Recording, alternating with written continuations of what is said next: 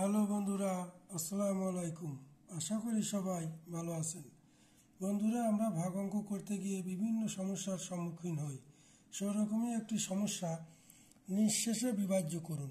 নিঃশেষে বিভাজ্য বলতে আমরা কি বুঝি? দেখুন, এখানে আমি দুইটা ভাগ অঙ্ক নিয়েছি।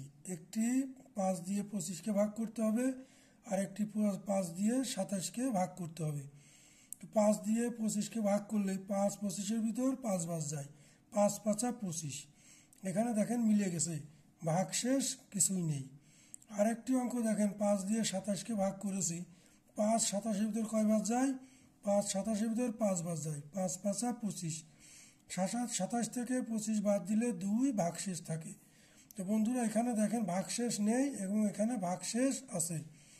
যদি কোনো ভাগ অঙ্কের ক্ষেত্রে ভাগশেষ কিছু না থাকে, তাহলে ওই ভাগ অঙ্ককে আমরা বলবো নিঃশেষে বিভাজ্য। এবং কোনো ভাগ অঙ্কের ক্ষেত্রে যদি শেষে ভাগশেষ থাকে, তাহলে আমরা ওই ভাগ অঙ্ককে বলবো নিঃশেষে বিভাজ্য নয়। তো বন্ধুরা, যদি কোনো ভাগ অঙ্কের ক্ষেত্রে ভাগশেষ কিছু না থাকে, তাহলে আমরা ওই ভাগ অঙ্ককে বলবো নিঃশেষে বিভাজ্য। আর যদি কোনো ভাগ অঙ্কের ক্ষেত্রে শেষে ভাগশেষ থাকে, তাহলে ওই ভাগ অঙ্ককে আমরা বলবো নিঃশেষে বিভাজ্য নয়। তো বন্ধুরা, আশা করি বুঝতে পেরেছো। যদি ভিডিওটি একটু ভালো লেগে থাকে, সাবস্ক্রাইব করে পাশে থেকো। আল্লাহ হাফেজ।